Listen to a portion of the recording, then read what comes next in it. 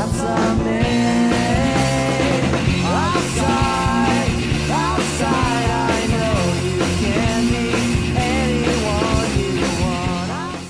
guys, balik lagi sama gue Vira. Kali ini gue bakal ngebahas masalah etika bisnis yang dialami oleh Ais. Tapi kali ini gue nggak sendiri. Gue ditemenin sama dua narasumber keren, yaitu seorang digital marketer dan praktisi hukum. Kalau kata pepatah, tak kenal maka tak sayang. Jadi, ayo kita kenalan. Salam kenal semua. Hai, gue Dewi Sarah sebagai digital marketer. Salam kenal semua. Salam kenal. Halo, gue Rehan sebagai praktisi hukum. Oke. Nah guys, topik kita kali ini tuh menarik banget karena Ais itu adalah salah satu perusahaan es krim terbesar di dunia. Ais juga pernah menjadi sponsor Asian Games pada tahun 2018. Nah, tapi mereka pernah tersandung masalah etika bisnis. Jadi kali ini kita akan membahas di mana letak salah mereka, apa masalahnya, dan gimana sih solusinya. Nah, Deh, kalau misalnya Ais tuh kan di pemasaran digitalnya tuh mereka agresif banget kan? Benar-benar. Tapi masih banyak orang yang protes sama mereka. Menurut lo, apa sih yang bikin mereka dikritik segitunya? Menurut gue sih mungkin karena transparansi sih. Mereka tuh pernah dikritik soal tenaga kerja karyawan mereka. Nah, tapi jawaban mereka itu nggak jelas. Dan dalam pemasaran digital itu bahaya banget loh. Kalau misalkan lo nggak transparan, orang tuh nggak akan percaya lagi sama brand lo. Benar. Nah, Han, kalau misalnya dari sisi hukum, ada nggak sih aturan yang membatasi brand biar mereka tuh nggak terlalu ngegas lah? Kalau dari segi hukum sih pastinya jelas ada ya. Soalnya di Indonesia kan kita punya undang-undang perlindungan konsumen yang itu melarang klaim menyesatkan. Kalau bisnis lo nggak transparan, itu bakal bisa kena hukum. Belum lagi kalau ada unsur eksploitasi tenaga kerja, lo bisa bakal kena undang-undang ketenaga kerjaan. Jadi menurut gue sih ini bukan sekedar masalah reputasi, tapi bisa berujung ke konsekuensi hukum juga. Berarti ini tuh masalah yang cukup serius ya. Iya, sangat serius sih kalau bisa gue bilang. Iya sih, benar. Deh, gue penasaran deh, kalau misalnya suatu brand nih melanggar etika dalam pemasaran digital, bakal ngefek nggak sih? Ya jelas dong, karena sekarang tuh kan apa-apa viral ya. Jadi kalau misalkan lo salah langkah, sekarang tuh gampang banget orang nge-viralin di Twitter, bikin boykot di TikTok, dan kasih review jelek di e-commerce. Bener ya. Iya kan, akibatnya tuh brand lo bisa kehilangan pelanggan.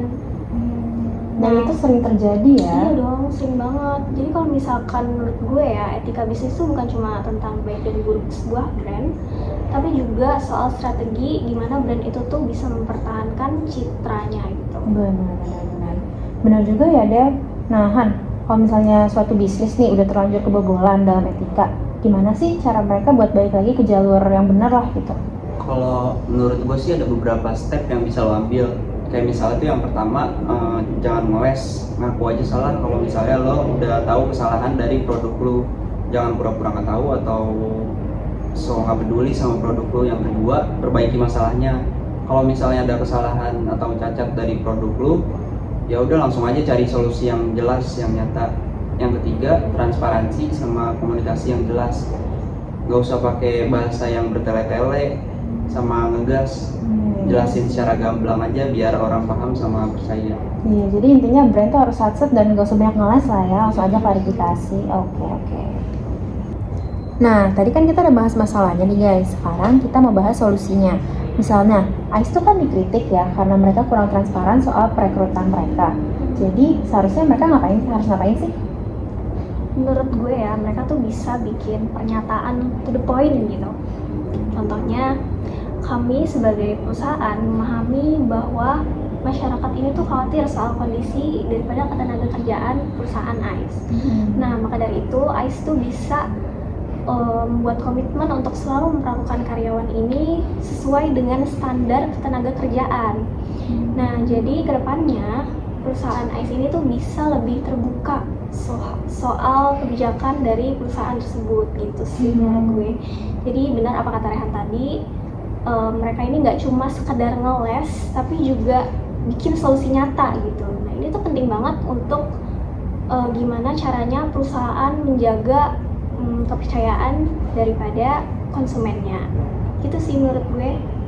Sama kalau menurut gue dari segi hukum juga mereka harusnya bisa kasih bukti yang konkret, misalnya kayak audit laporan keuangannya sama laporan kepatuhan.